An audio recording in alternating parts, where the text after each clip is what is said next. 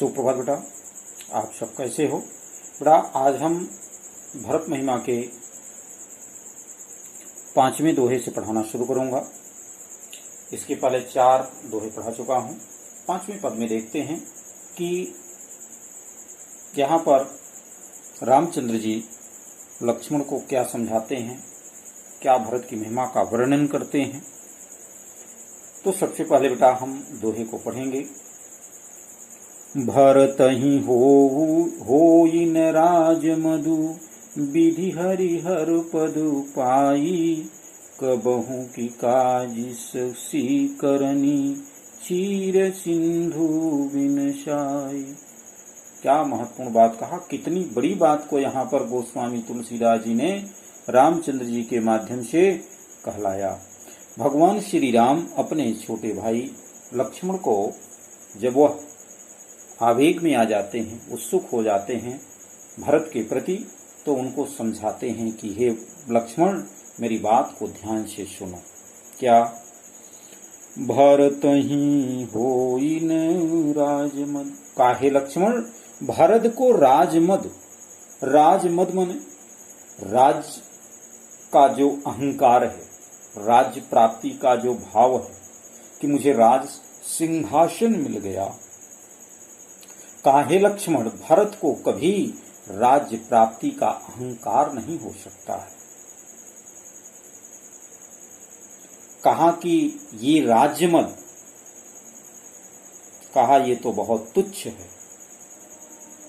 कहा इसके बदले कहीं यदि उसे विधि हरि हर पद पाई, विधि माने विधाता, ब्रह्मा के भी स्थान को प्राप्त कर लेता। भरत को यदि ब्रह्म का स्थान प्राप्त हो जाए, हरि माने विष्णु का स्थान प्राप्त हो जाए, हर माने शिव का स्थान, पद माने स्थान, पाई माने प्राप्त हो जाए, फिर भी हे लक्ष्मण भरत ही होई न राजमद। कहा भरत को राज्य प्राप्ति का अभिमान नहीं हो सकता है। फिर तो ये छोटा सा अयोध्या का जो राज्य है ये तो बहुत छोटा है उसके आगे। कहा फिर भरत को राज का अहंकार कैसे हो सकता है, अर्थात नहीं हो सकता है। कहा जैसे, उन्होंने उदाहरण दिया, कहा जैसे कबहू की काजिसी करनी, चीर सिंधु विनशाई। कबहू की काज, काज एक खट्टा फल होता है। कहा कि जो एक अलग अलग विद्वानों ने बताया कि काजी एक खट्टा फल होता है, और इसका एक दूसरा रब कुछ विद्वानों ने बताया कि एक छोटी सी ये सरसों जो होती है, कहा सरसों राई, जो सरसों का पानी है, कहा उस सरसों के पानी में नमक और मिर्च को बना दिया जाए तो एक खट्टा पदार्थ बनता है। तो कहा कि यानी यहाँ पर जो कवि बताना चाह रहे हैं, ये दो भाव हैं काजी शब्द के, और शीकरणी माने होता है बूंद से, और क्षीर माने दूध, सिंधु माने सागर। तो कहा दूध का सागर। तो कहा कि जैसे, क्या उन्होंने बताया कि जैसे राई या खट्टे फल की बूंद से, खट्टे फल की बूंद से क्या दूध का सागर बिन सा खट्टा हो जाता है, नष्ट हो जाता है, उसका अस्तित्व समाप्त हो जाता है, अर्थात कभी नहीं। क्षीर का जो सागर है वह कभी गुणहीन नहीं होता है। बिनसाई का मतलब क्या है बेटा? गुणहीन होना, नष्ट हो जाना, उसमें खट्टापन हो जाना। यानी जो दूध का सागर है वह कभी उस एक बूंद के माध्यम से, उस खट्टे फल के रस के माध्यम से वह कभी अपने वास्तविक स्वरूप को नहीं छोड़ सकता। अर्थात वह क्षीर का जो सागर है, जो दूध का सागर है, वह गुण विहीन नहीं हो सकता, उसका गुण कभी नष्ट नहीं हो सकता। उसी बात को यहाँ पर कवि ने कहा कि रामचंद्र जी लक्ष्मण को समझाते हैं कि हे लक्ष्मण, चाहे विधाता अर्थात ब्रह्मा, विष्णु और महेश के पद को भी वह प्राप्त कर लेता, तो फिर भी भरत को कभी राज्य प्राप्ति का अहंकार नहीं हो सकता है। ये तो अयोध्या छोटा सा राज्य है। कहा जैसे कभी भी उस खट्टे फल के रस की बूंद से दूध का सागर नष्ट नहीं किया जा सकता, उसी प्रकार भरत की महिमा का वर्णन, भरत के महत्व का वर्णन कभी समाप्त नहीं किया जा सकता। भरत के गुण का भाव कभी समाप्त नहीं किया जा सकता। अर्थात भरत के मन में अयोध्या के राजा होने का अभिमान कभी भी उत्पन्न नहीं हो सकता। कहा ये बात तुम्हारी निर्मूल है, ये उद्देश्य विहीन है। आगे क्या कहते हैं इसको देखिए। तिमिर तरुण तरि नहीं मकुला मकु गिलई, गगन मगन मकु मेघ ही मिलई। आगे क्या कहा कवि ने? कहा तिमिर तरुण, कहा कि अंधकार, तिमिर माने अंधकार, तरुण तरनी, तरनी, तरनी का भाव क्या है? कहा तरुण तरनी, यानी दोपहर का जो प्रचंड प्रकाश होता है सूर्य का, कहा कि मानो उसे मकु गिलई, मक माने है यहाँ पर चाहे, गिलई माने क्या कर दे, उसे ढक ले, निगल जाए। कहा कि अंधकार चाहे दोपहर के प्रचंड सूर्य को, उस तरुण को क्या करे, चाहे उसे निगल जाए। गगन मगन मकु मेघ मिलई, और कहा कि चाहे आकाश मंडल को क्या कर ले, मेघ ही मिलई, मेघ ही माने बादल क्या करने, मगन, मगन माने ढक ले। कहा चाहे बादल क्या करें, तो कहा कि चाहे बादल आकाश मंडल को अपने में मिला लें, अर्थात उसे विलीन कर दें, उसे ढक लें, यानी आकाश मंडल न दिखे। और चाहे गोपद जल बूढ़ई घट जोनी, कहा गोपद माने गाय के पैर से, कहा गाय के पैर से, पैर का जो खुर है, कहा उस गाय के पैर के खुर से जो गड्ढा बनता है, उस गड्ढे में जो जल भरा हुआ होता है, कहा उस जल में चाहे घट जोनी बूढ़े, घट जोनी माने घट से, जोनी माने उत्पन्न होना, कहा घट से उत्पन्न हुए कौन, अगस्त ऋषि की बात है। अगस्त ऋषि एक बार क्रोधित हुए थे, तो अपने क्रोध में जिनका उत्पन्न घड़े से माना जाता है, कहा वह सागर को पी गए थे।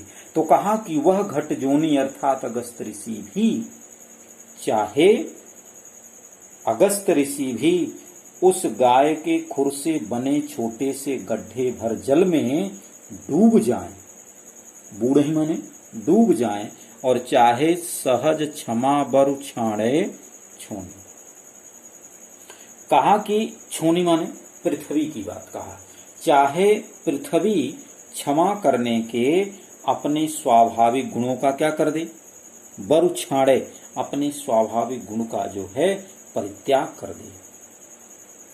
फिर से देखिए, चाहे अंधकार दोपहर के प्रचंड सूर्य को निगल जाए, चाहे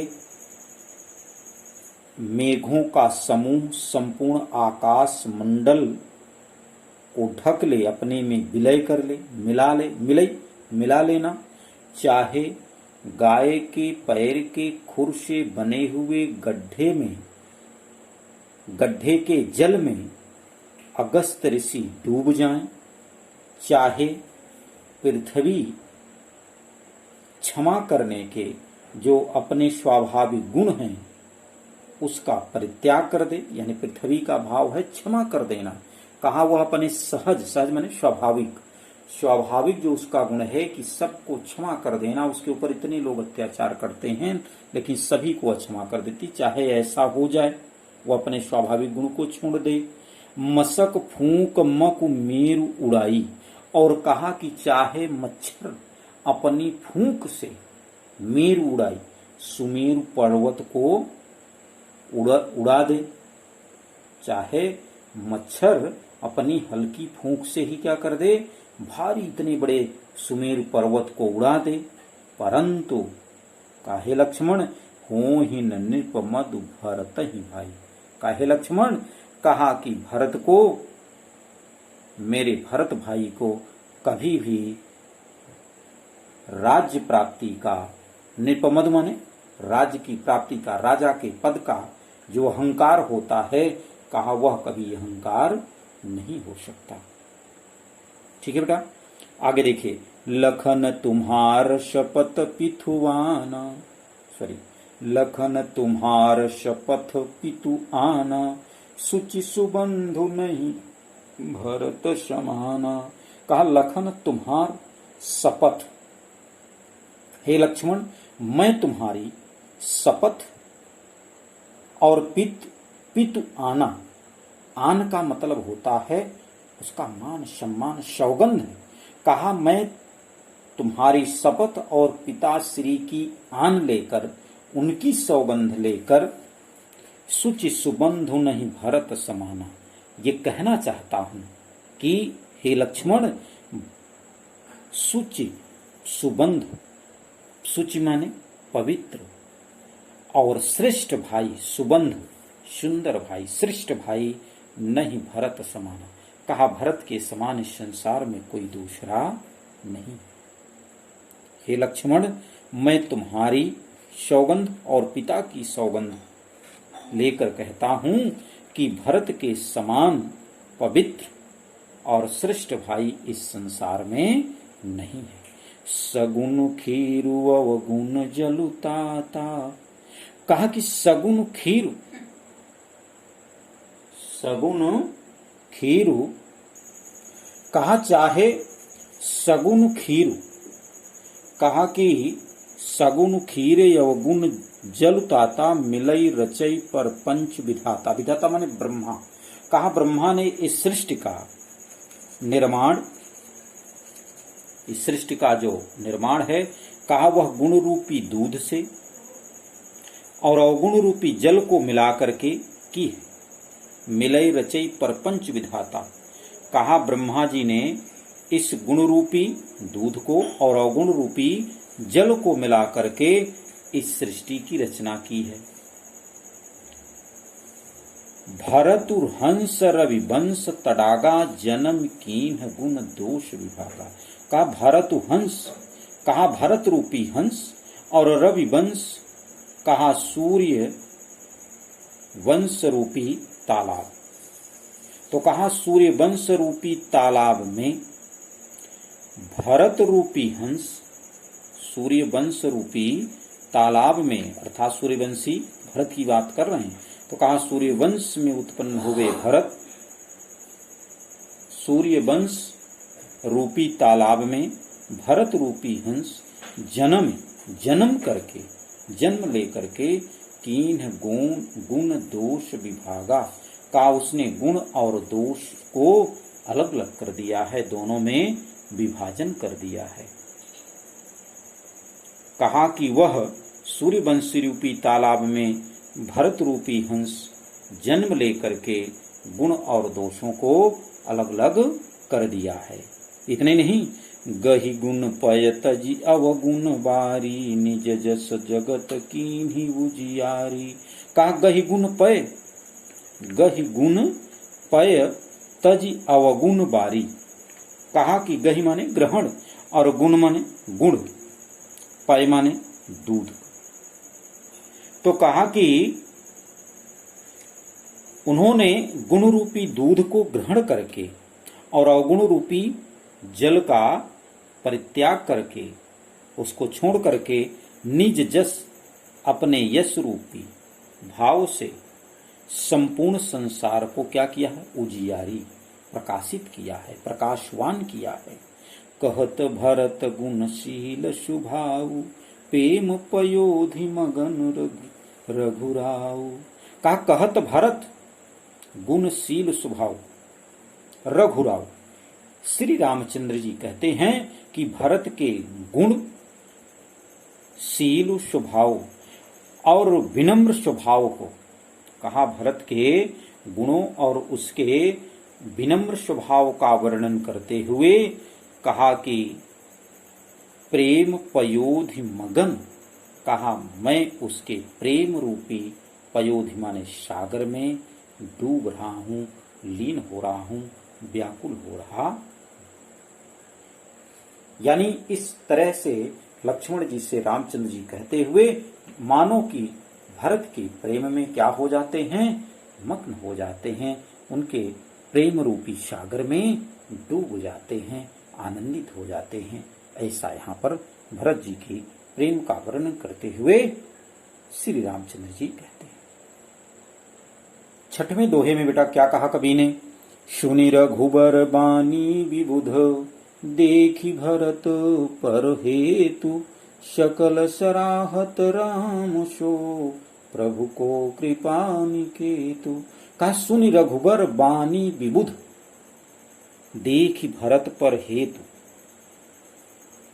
गोस्वामी जी कहते हैं कि श्री राम के मुख श्री भरत जी के गुणों की प्रशंसा करते हुए इस पद्यांश में, इस श्लोक, इस दोहे में कवि ने रामचंद्र जी के माध्यम से भरत को धर्म की धुरी बताया।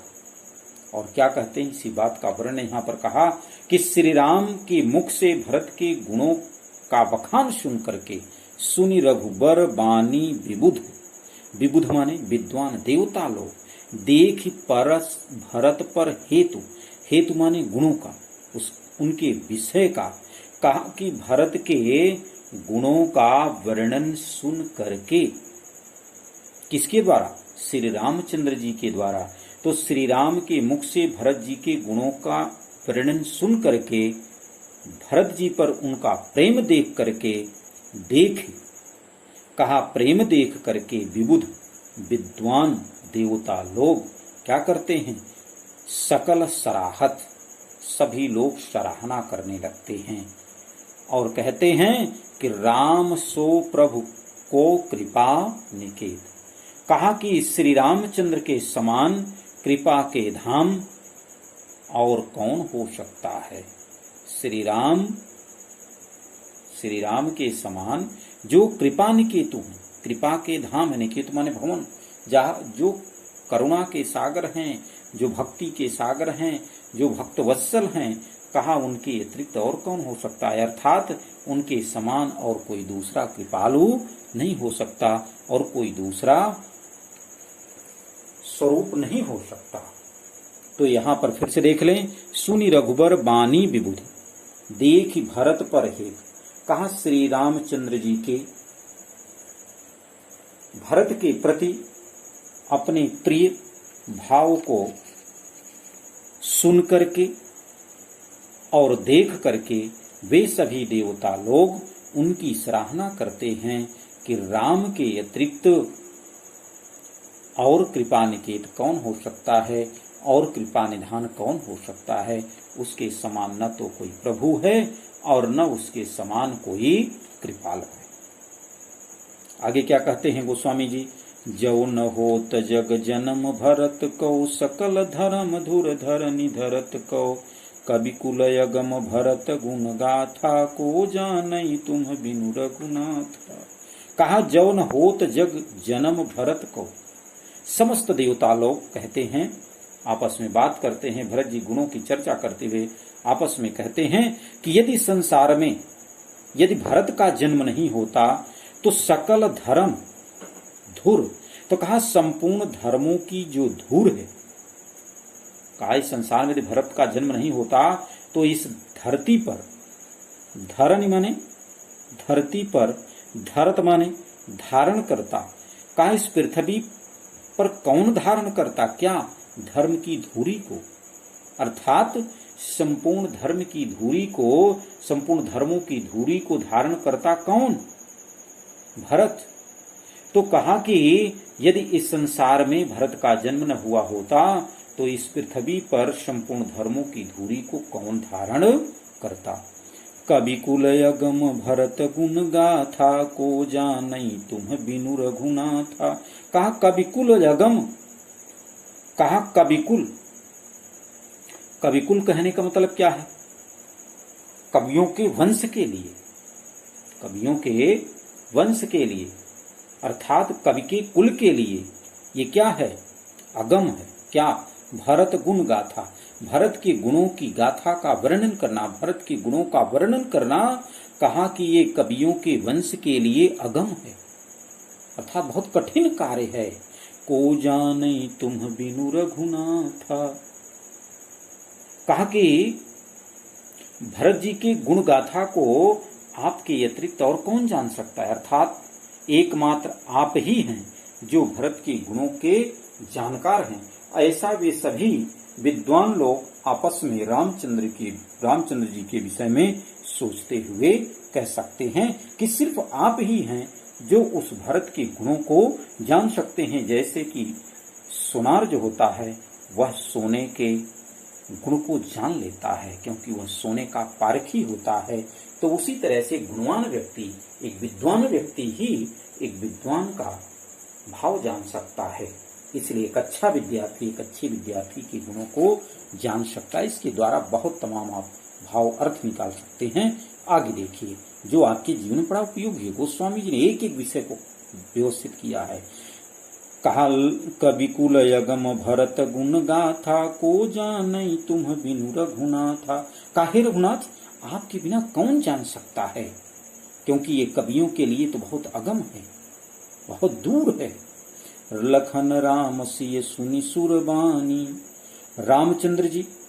लक्ष्मण जी, रामचंद्र जी और सीता जी देवताओं की इस तरह की वाणी को सुन करके अति सुख लहो न जाई बखानी।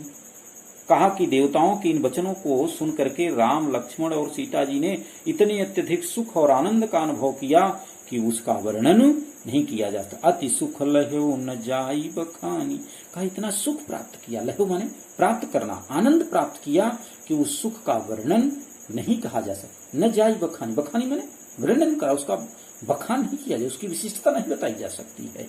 यहाँ भरत सब सहित सहाय, मंदाकिनी पुनीत नहाए। कहा यहाँ सभी लोग भरत के साथ मंदाकिनी के पवित्र जल में, पुनीत माने पवित्र, मंदाकिनी के उस गंगा के पवित्र जल में सभी लोग स्नान करते हैं। सरित समीप राखी सब लोगा, मागी मातु गुरु सचिव नियोगा। कहा कि उस नदी के समीप सभी लोगों को रोक देते हैं और क्या करते हैं, माता, गुरु और मंत्री से आज्ञा प्राप्त करते हैं। और आज्ञा प्राप्त करके चले भरत जह सिय रघुराई, साथ निषाद नाथ लघु भाई। चले भरत जह सिय रघुराई, का भरत जी उधर चल देते हैं जहां पर श्री रामचंद्र जी सीता जी के साथ रहते हैं। और इतना नहीं, अपने साथ में निषाद राज को भी ले लेते हैं और अपने छोटे भाई को भी बुला लेते हैं। तो अपने छोटे भाई शत्रुघ्न को और निषाद राज को साथ लेकर के चल देते हैं।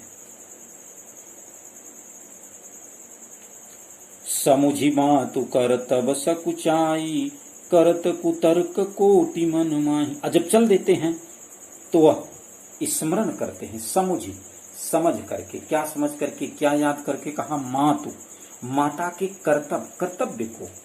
कहा जब चल देते हैं भरत जी तो वह अपनी माता के कर्तव्य को स्मरण करके, उसे याद करके सकुचाई, संकुचित हो जाते हैं, संकोच करते हैं। और करत कुतर्क, और कहा कि वह मन ही मन, अपने मन में कोटि करत कुतर्क, कहा करोड़ों तर्क वितर्क करते हैं।